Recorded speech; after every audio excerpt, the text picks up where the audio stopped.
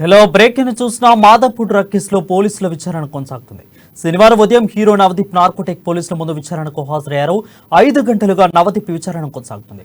అయితే విచారణలో నవదీప్ పోలీసులు అడిగిన ప్రశ్నలకు సమాధానాలు దాటివేస్తున్నట్లు తెలుస్తుంది. ఆధారాలు ముందుంచి ప్రశ్నిస్తే వాటికి నవదీప్ మౌనమే సమాధానమైంది. తనను డ్రగ్ కొనుగోలు చేయలేదని హీరో చెప్తున్నారు. రామచంద్రకు తనకు ఆర్థిక లావాదేవీలు ఉన్న మాట వాస్తవమేనని విచారణలో నవదీప్ తెలిపినట్లు సమాచారం. అయితే ఆ ఆర్థిక లావాదేవీలు డ్రగ్ కు సంబంధించినవి కాదని అన్నారు. కాగా నవదీప్ ఒప్పుకుంటే నార్కోటిక్ పోలీసులు శాంపిల్ సేకరించే అవకాశం ఉంది. రిపోర్ట్స్ అనంతరం డ్రగ్స్ వాడినట్లు తెలితే రిహాబిలిటేషన్ సెంటర్ కు పంపించనున్నారు.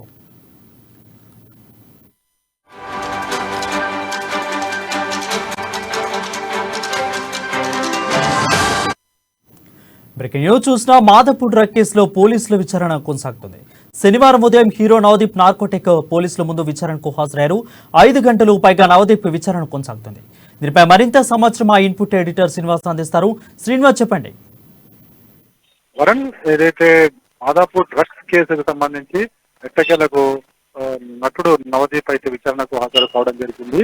ఏదైతే ఒకసారి మనం పూర్వాపరాలు లోకి వెళ్తే గనక గతంలో ఏదైతే ఈ డ్రగ్స్ కేసులకు సంబంధించి పోలీసులు కొందరు పేర్లు వెల్లడించడం జరిగింది. ఆ పేర్లలో నవదీప్ పేరు కూడా ఉంది. అయితే నవదీప్ తాను కాదని చెప్పేసి గతంలో నవదీప్ కూడా ట్వీట్ చేయడం జరిగింది. కానీ పోలీసులు మళ్ళీ దాని మీద క్లారిటీ ఇవ్వడం జరిగింది.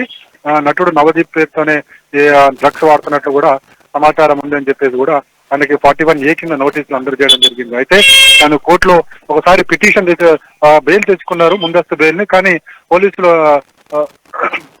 నార్కోటిక్ పోలీసులు కోర్టును ఆశ్రయించిన తర్వాత ఆ బెయిల్ ని కూడా రద్దు చేయడం జరిగింది. అయితే బెయిల్ రద్దు చేసిన తర్వాత 41A కింద నవదీప్ కి నోటీసులు ఇవ్వడం జరిగింది. నోటీసులు ఇవ్వడంతో నవదీప్ ఈరోజు హాజరు కావడం జరిగింది.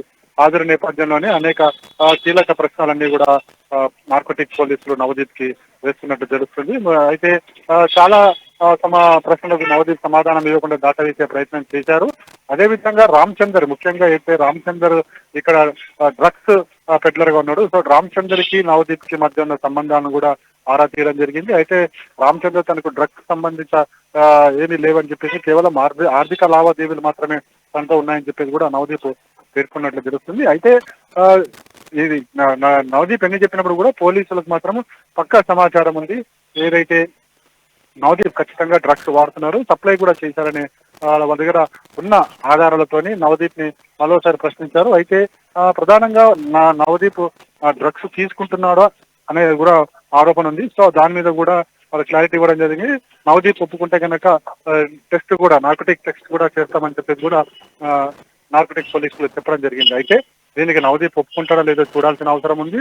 ఒకవేళ ఒప్పుకుంటే గనక టెస్ట్ చేస్తారు. టెస్ట్ లో నవదీప్ కనుక డ్రగ్స్ వాడుతున్నట్లు తెలిస్తే గనక అతని మీద శిక్ష పడే అవకాశం ఉంది. అంటే 2 రకాలుగా ఉంది. ఒకటి డ్రగ్స్ వాడటం, ఒకటి డ్రగ్స్ సప్లై చేయడం ఒకటి. 2 కూడా చాలా నేరపూరితమైనది.